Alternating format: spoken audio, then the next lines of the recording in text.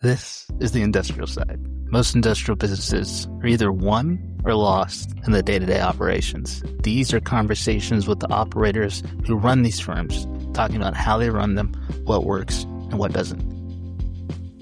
Hey guys, one thing that has been continually coming up in conversations with distributors is that there's been a pretty big squeeze on margins.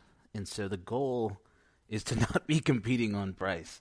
To compete on price, and there's high competition, and there's cost constraints for your customers, it's not really a good place to be. It's hard to keep the margins from going down, if not remaining pretty flat over time.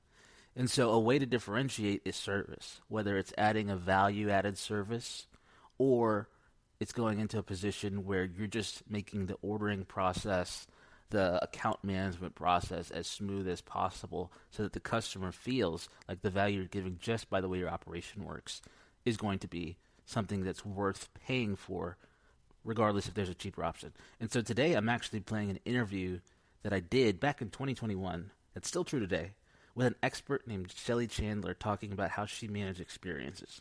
So this is going to be an interesting one, and I can't wait to share it. Shelly, how are you doing today? I'm doing great today, Brian. Thanks. Well, I really appreciate having you on today. We are in North Carolina. Weather is getting really nice. So I know it's a big sacrifice for you to take some time to speak to us. I really appreciate it. No problem. It's allergy weather, though. So if I sniff, that's what it's from, not COVID.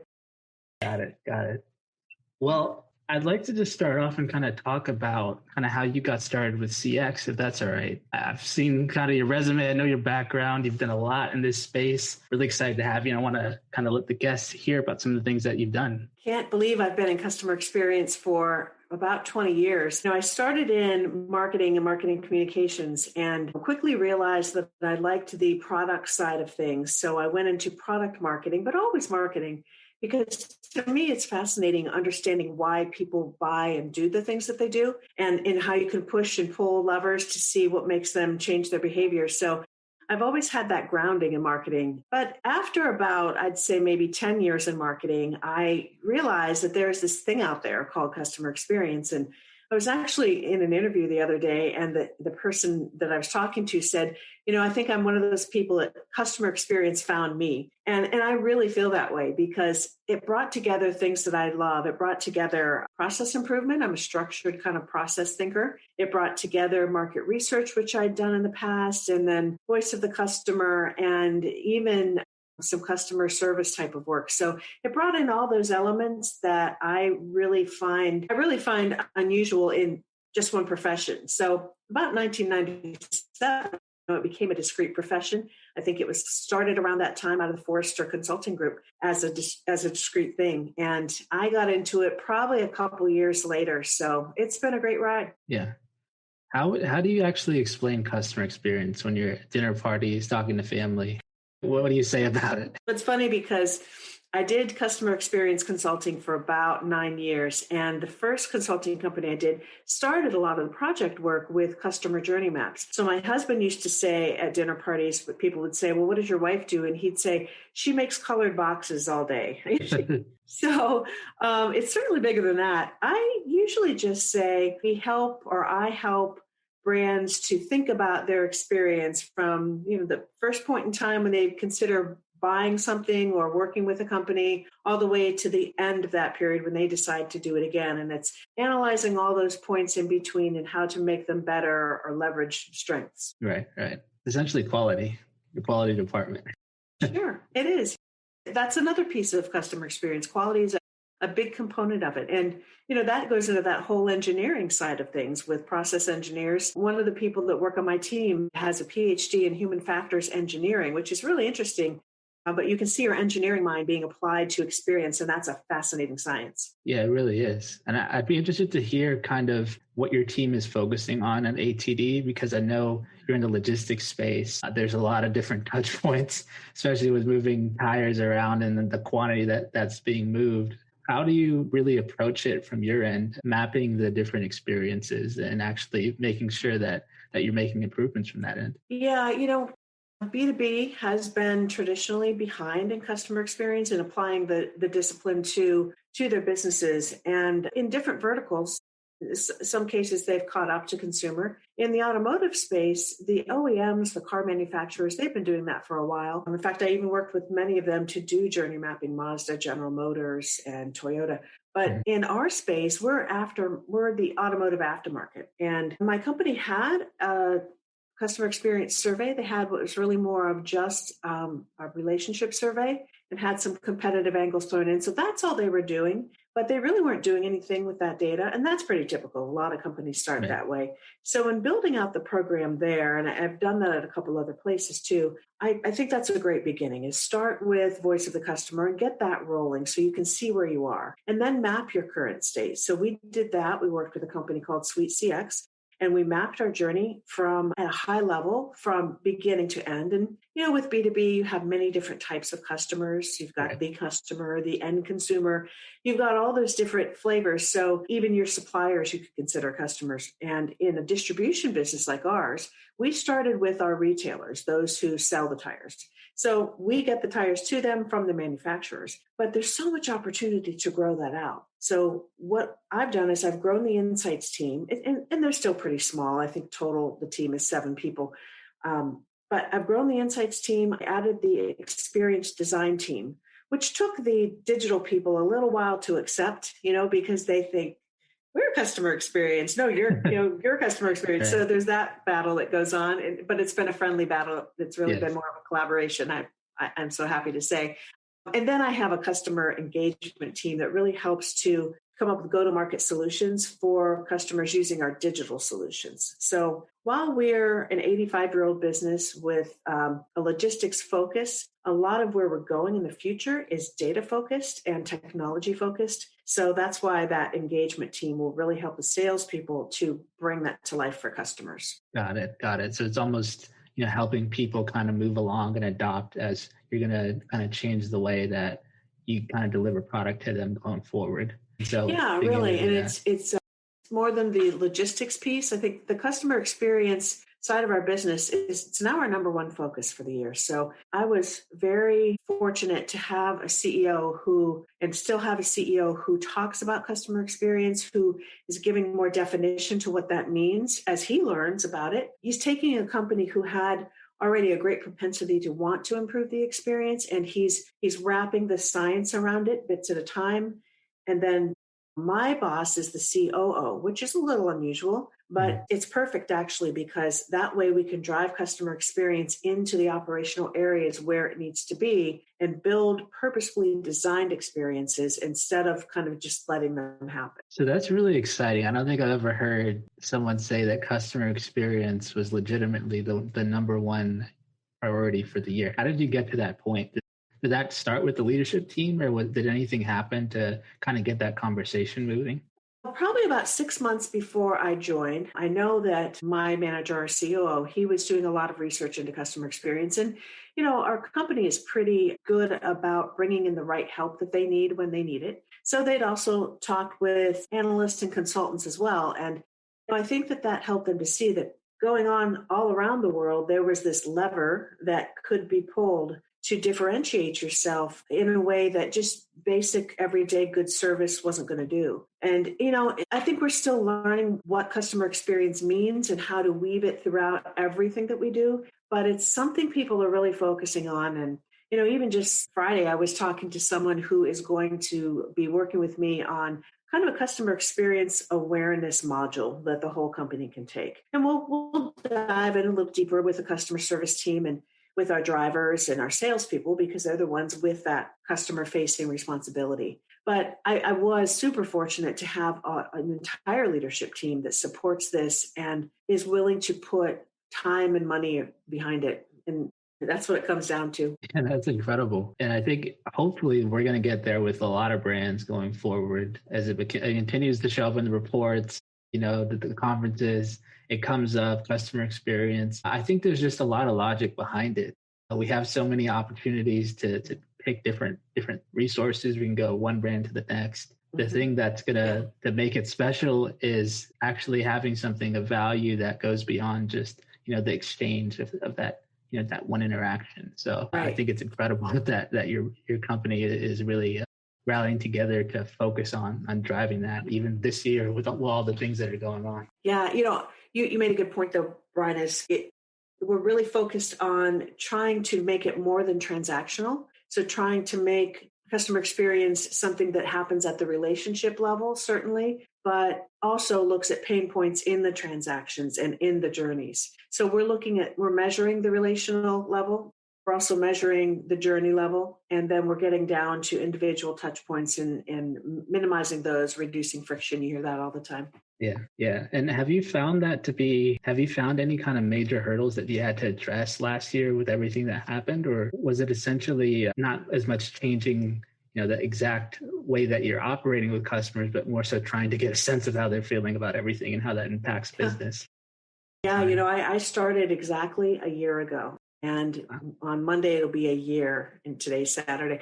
And I just came in, and as my boss was joking the other day, he said, Shelly, you came in and we kind of said, all right, hang on tight for 3 months. We're going to have to really get our heads around this and learn what you can as we go. It delayed the start of my work a little bit because we had to tip the traditional notion of customer experience on its ear. I stopped our relationship survey, and it did need to be reworked, but I stopped it because it just would have been a bit tone deaf to be asking questions about ourselves and how we're doing when, customers were struggling. We quickly grouped everybody together around how can we help our customers. So as a distribution business who distributes product to first responders, we're considered an essential business. So we kept our doors open at all of our facilities while the work staff went home and worked from home. We were able to do things that helped our customers to get through the worst of it. So if you remember, last March and April, we're all going, what is going on? And Right. Doors started being shuttered. We set up a special site on our website that was a COVID response area where our customers could go and they could get all those forms they needed to get, what was it called, the PPP funds and all the small business loans and even some signage for their areas. I mean, we put everything out there. We would deliver everything from our own PPE to them. We really helped keep them afloat for a couple months. We had different financing terms when we were trying to be easy when somebody was in a difficult situation. And we established a ton of procedures to make sure that our drivers who get to a lot of locations were doing so safely, not only for them, but for customers. So we focused hard on fundamentals, but at the same time, we use that, like a lot of other businesses, as a way to shift our focus. So we were able to change our business model and change it in ways that kept us afloat and helped our customers to use what they needed as their businesses came back to life. We didn't just maintain the same policies. We kind of tuned it to the way the markets and their businesses were coming back. Yeah.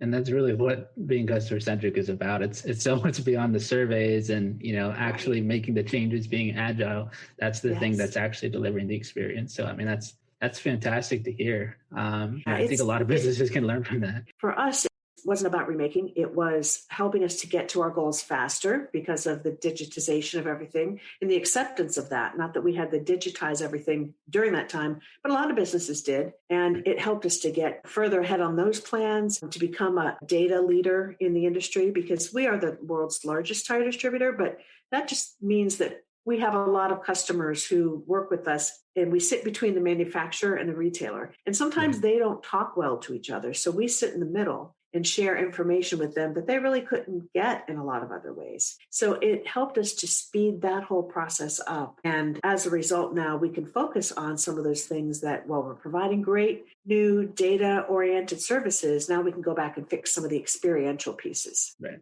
That's a big part of it.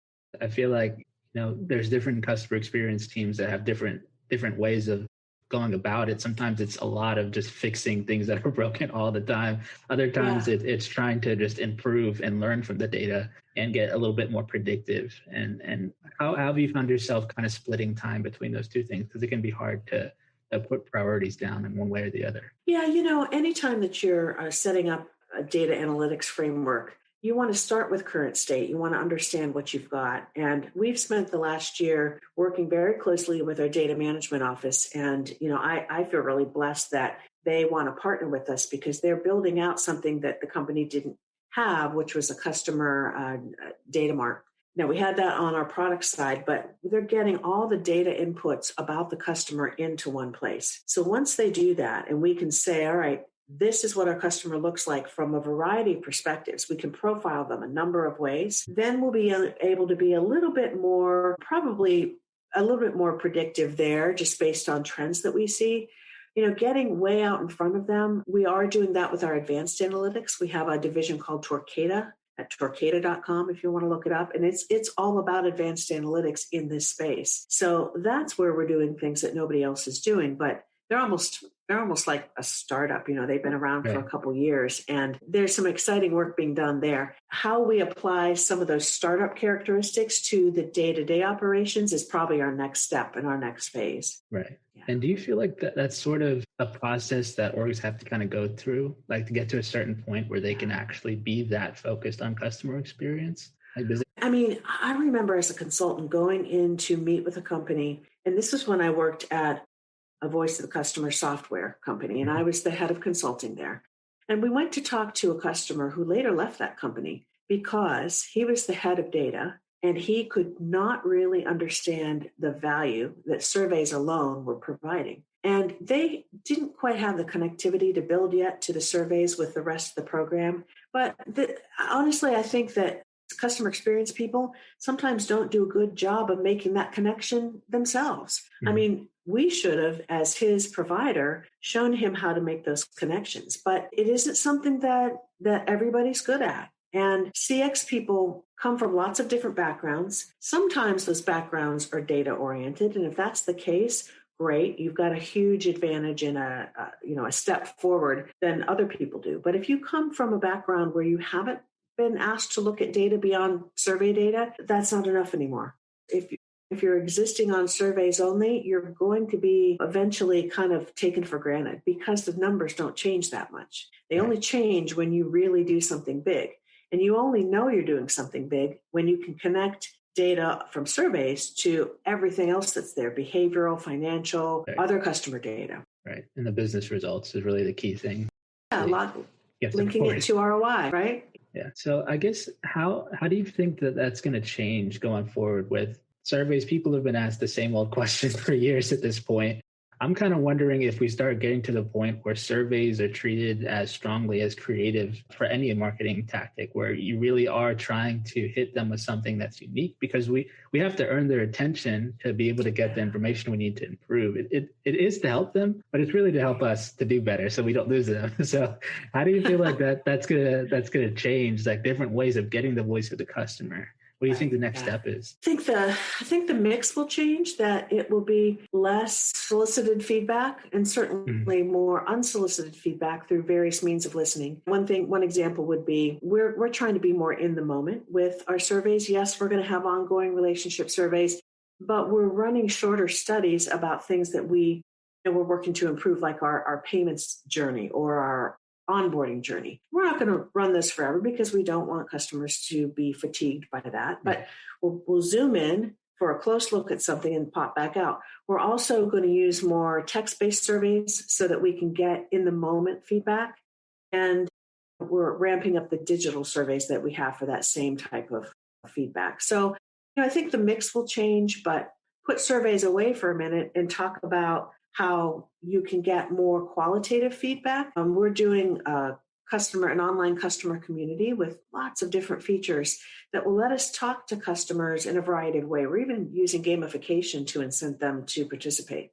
So you still need to collect that information, but you've got to have a good mix and a good group of people looking at it from different perspectives to make the best analysis going forward. Yeah, I think that's definitely true. And the more you can have community around what you're doing, the more it's, it's actually just a conversation rather than an inquiry into how everything's going. So I know that's really important. Yeah, it's, our customers a lot of them are up under cars all day. And it's really hard to come in, especially in COVID when you have to do things remotely.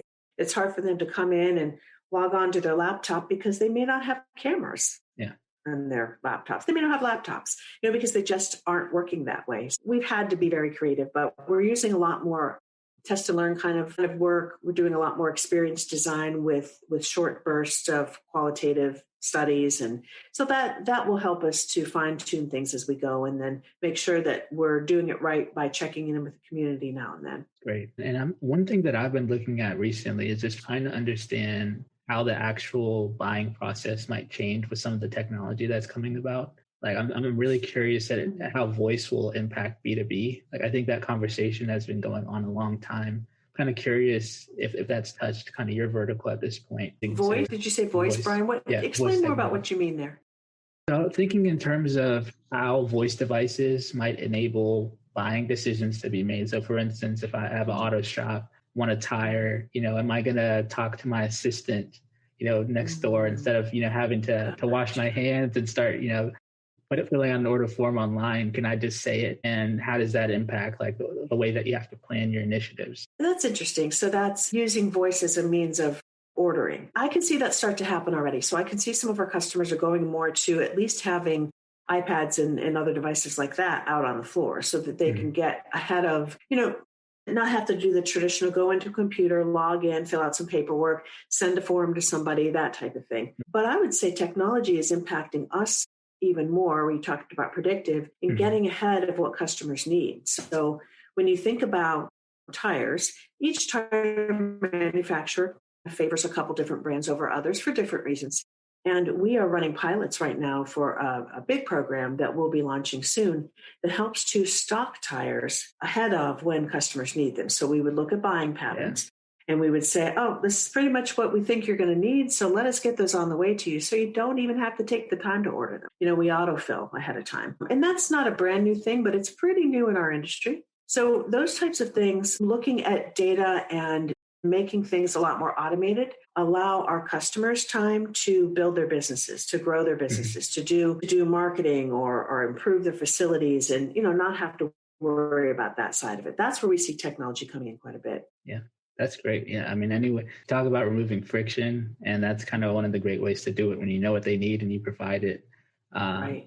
It makes things simple and it makes me as a customer not really have to think about it. Do I want to try something else? I'm getting everything that I need from one place. So I think that's a great part of experience design and all that stuff that really makes it really matter because you continue to figure out ways to build more value. And that's, why I believe probably that you guys are making it such a big priority for this year. Yeah, it's really exciting. When I first started thinking about going to work at this company, it's been a year, as I said. I thought, wow, tires. Is that going to be exciting? What's that going to be like? And it has been the most exciting place I've ever worked because we're taking a very entrepreneurial look at the market and we're really trying to move it ahead, to shake up an old industry and move it ahead.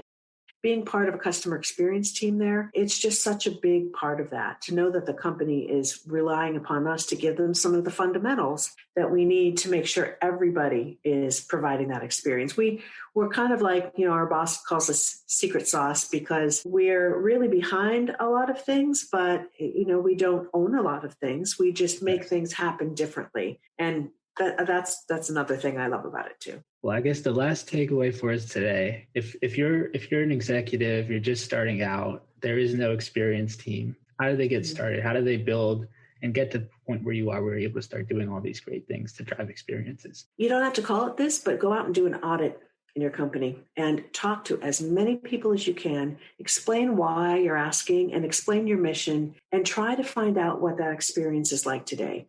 You may not have surveys bringing in information. That's fine. Talk to your salespeople because even if they, even if they don't formally have information, look at CRM because they probably have some type of CRM system and find out what customers are saying. Listen to phone calls in the contact center. Just be a sponge for a good 3 months and give yourself that time and allow everyone else to give you that time. Find out where you stand today and then figure out what are the things that are most going to move the needle for the company because you are there to make money. You're there to make the business run. So figure out what area you can jump in first to not just to resolve pain points, like you said, but to leverage strengths as well. I think that's something that CX people, our organizations want us to focus on pain points a lot, but There's so many things we do well that we could help the company to go even higher where we're already good and push others out because we help leverage those things that we're great at.